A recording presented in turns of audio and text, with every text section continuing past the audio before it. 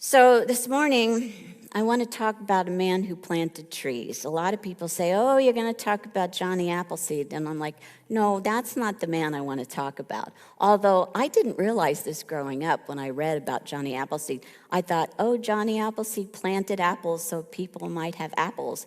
And then when I got older, I found out, no, he planted apples so there would always be fermented cider available. They never said that when I was a child. But this story is about a man, and it's associated with alcohol. He was 43 years of age. He showed up drunker than a skunk at his son's t-ball game. He pulled up to the ballpark, opened the door, stumbled and rolled down a small hill and landed on the infield where his boys were playing ball. He was so embarrassed when he sobered up, and he made a promise to his wife and young boys never to drink again. He was so adamant that he went off the booze cold turkey. He refused liquor and food and water for several days and ended up in the hospital, where there he drifted away. He left his body hovering over it and then returned back to breathe again. David Millark had a near-death experience.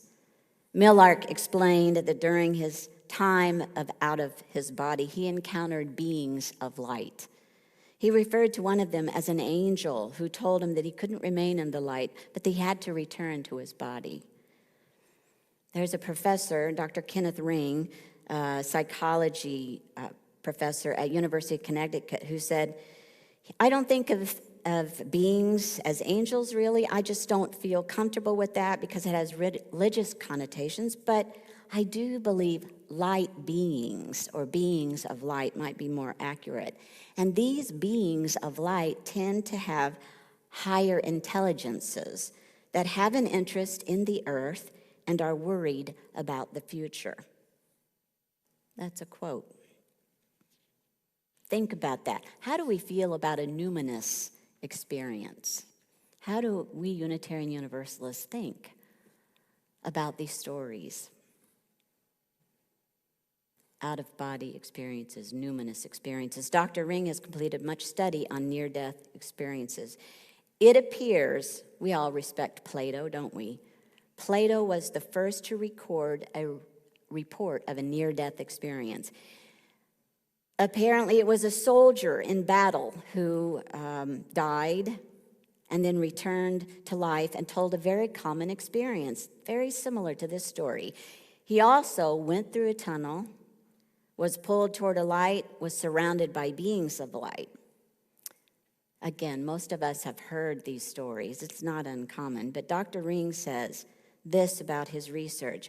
One of the common thematic aspects of a near-death experience is heightened ecological sensitivity. Heightened ecological sensitivity, near-death experiences. So what does this have to do with the man who planted trees, the story? Well, listen to this. Millark came home from the hospital, and late one winter evening, this was in 1991, a few months after his near-death experience, he woke up in the middle of the night to 3 bright lights in his room, in his bedroom. He said it was like cars, like car lights, 3 bright car lights in his bedroom. And they were shining, their lights. It scared the starch out of me, he said. Millark said he didn't know why it didn't wake his wife, that he remembered putting his hands over his eyes, and when he did, he heard a female voice say, get up, get a pad and a pen, go to your leather chair and write this down. The lights dimmed in the room. He said, I got a pen and a paper and I sat in my recliner. I don't remember anything after that until after 6 a.m. when I woke up.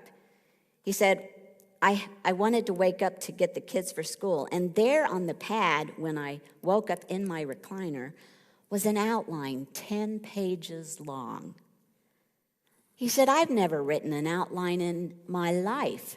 He asked his wife to come over and look at the outline. And she said, yes, that's your handwriting. But the thing is, the words were spelled correctly. She said, he can't spell.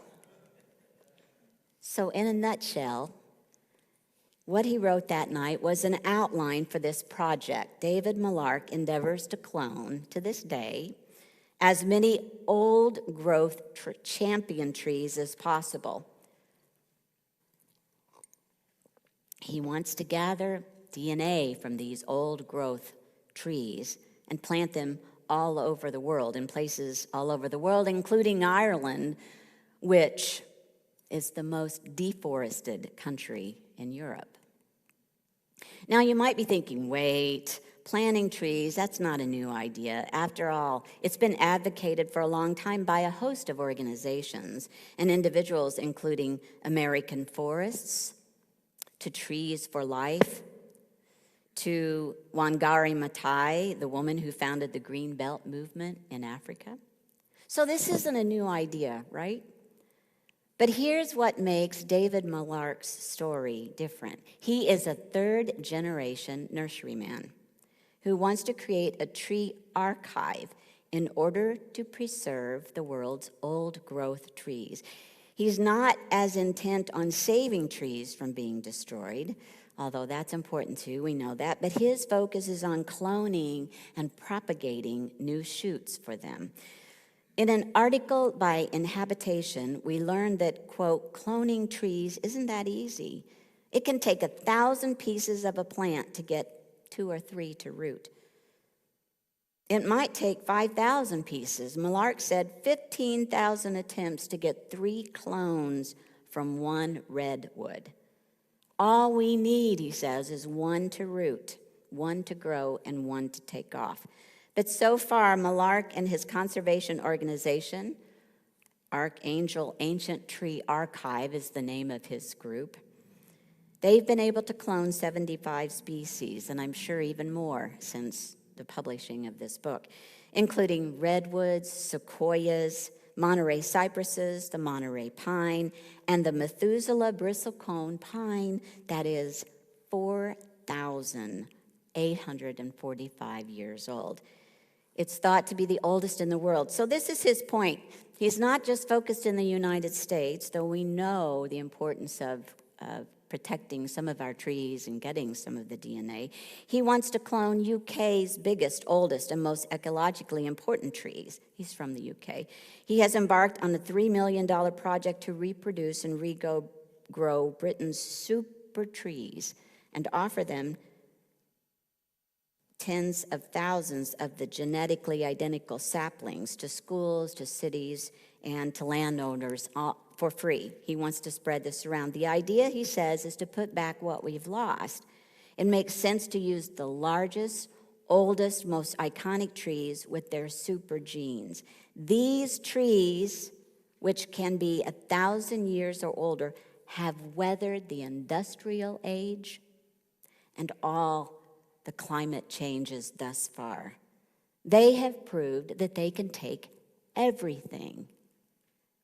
A tree that lives 1,000 years, Millark said, might know something about survival. His idea is to clone the DNA of ancient trees and to plant offspring in hopes that they will survive to help the planet, to help us. Although science behind the idea is still emerging, scientists they are saying that something unprecedented we know is happening to the world's forests. They're concerned about cloning ancient trees to help protect and replace the ones that we're losing. For example, in Colorado, lodgepole pines are nearly wiped out.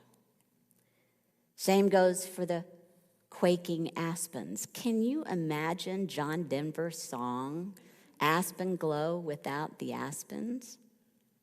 In 2003 in Denmark, 90% of the ash trees were killed. Will Great Britain's ash trees be next? Will ours here in the United States be next? Rick Carbon, professor of ecology at the University of California, pointed out, Trees historically have been poorly studied, but trees and plants are up to a lot more than we are aware. Of course, you all know, maybe have come across books, some of the research that has been shared from pulpits. You know that more research is being done. But what I love about latest research is this story. When sagebrush is attacked by grasshoppers that eat the leaves, the plant releases a hormone called methyl jasmonate, which communicates to other parts of itself and to the neighboring plants that it's time to produce something called phytoalexin, which can kill or seriously damage the intestinal tract of the insects that are eating it.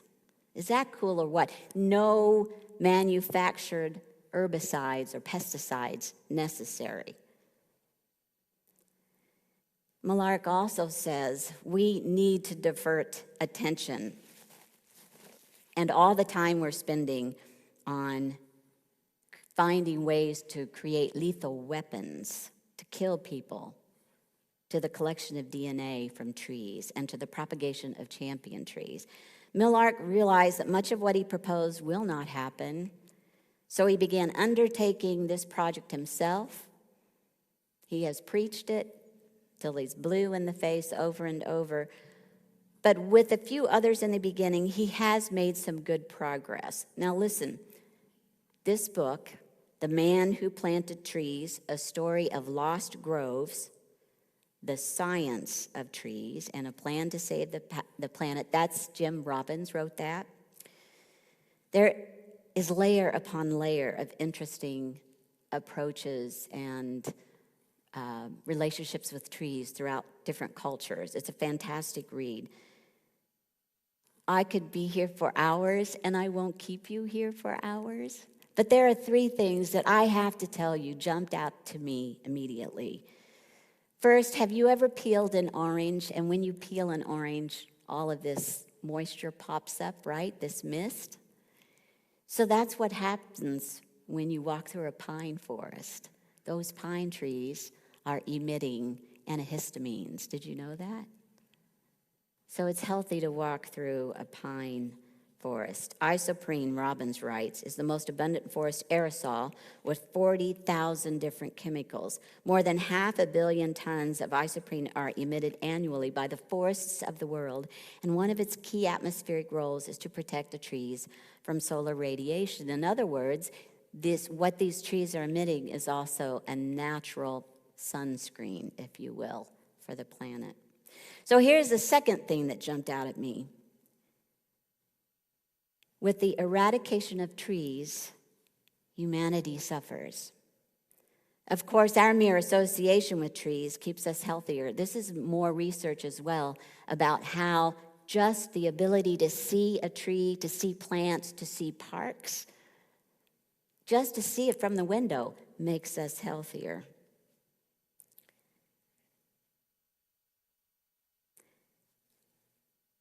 Dr. Francis Kuo from the University of Illinois studied this. Kuo has no doubt that the lack of trees is a cause for some of society's biggest ills. Think about the challenges we are witnessing in these times. The more density of population, the more buildings that go up, the less trees, the more mental health challenges. The disappearing urban forests that leads to psychological, physical, and social breakdown should catch our attention. So Kuo is studying the benefits of urban greening. Here's the third point I wanted to bring up. In his efforts to move the project forward, David Malark encountered a disconnect that some might call classism and others might call elitism. He had a hard time articulating his idea in a manner that higher educated individuals respected. Malark said part of the challenge was of his own making. For example, he said early on when he went to an organization to ask for funding, he made a comment about breasts at the meeting, something that he said. The woman who was the director was offended, did not appreciate it. Needless to say, the funding got turned down. So he's working on transforming how he delivers information in a respectful way. When he went to Washington, D.C. to seek funding from American Forests, that nonprofit organization that promotes tree planting in healthy forests, by the way, they're keepers of the National Register of Big Trees. And this list, if you look it up, has a list of 826 species that Malark has hoped to clone. They said they weren't interested in his work. The group went on the offensive, arguing against the importance of tree genetics and scoffing at the lack of science behind Malark's idea. They did finally come on board, but it took lots of media attention on Malark and his efforts. So here's the thing about classism and elitism. I don't know how many of you grew up in farming communities, but you know, when you're a part of a farming community, you begin to notice when the leaves turn upside down, you know rain is coming. When the caterpillars are moving across the road and they're not heavy, fuzzy, they're kind of sparsely fuzzy, you know that the winter won't be that awful. So there are ways of knowing that are not coming from academia. So in our efforts to save the planet, to do what we can to save ourselves and the planet, I think all voices are necessary, not just the academic ones, but all voices. And Malark came across this information. So the writer of the book, Jim Robbins, wrote that Malark honed his approach to potential donors and has earned even the respect of the First Nations people, including Florida Seminole chief and medicine man, Bobby Billy, who in 1996 asked to meet with Malark in Central Florida. So the two arranged to come together at Bach Tower Gardens. That's not very far from here, is it? The 53-acre historic garden and bell tower atop a mound that the Seminole people consider sacred. Bach Tower is not that far from us. So listen to this. Talk about numinous experiences. We know about Malark and his near-death experience, but Bobby Billy, at the time, who was chief of the Seminoles from Florida, he said, "I wanted to meet the great white bear of the North, who my grandfather said would come and work with the grandfather trees." Wow. Richard Nelson wrote, "Every place, like every person, is elevated by the love and respect shown toward it, and by the way its bounty is received." Again, on this short week away from Earth Day on Saturday, the 22nd, might we pay attention? Yes, we observe the gifts that nature gives us, but then pay attention to what we can give back. That's called reciprocity. How can we become better stewards? We are surrounded by plant siblings and parent trees. So might we pause to take a moment here to either say the name of a favorite tree species, or maybe it's a particular tree. For example, when I was writing this, I thought, I remember the oak tree of my youth. I remember Christine's tree, my friend. It was a Japanese cherry. So I would say, oak tree of my youth, Christine's tree. In what's called popcorn style, would you say the name of a beloved tree? Just speak it aloud. Bismarck palm. A little louder, once more. Love it. Love it. Thank you. I asked a woodworker one time why she chose to work with wood, and she said, because I'm working with what used to be alive and living. And I think about, as you spoke those trees, the number of wood slats that are above us. Yeah, may these trees know of our love and adoration. I'll close with an excerpt of a poem by Vern Barnett. Wondrous trees, breathing life into the atmosphere, your gifts of fire and shelter, fruit and sailing are precious to us.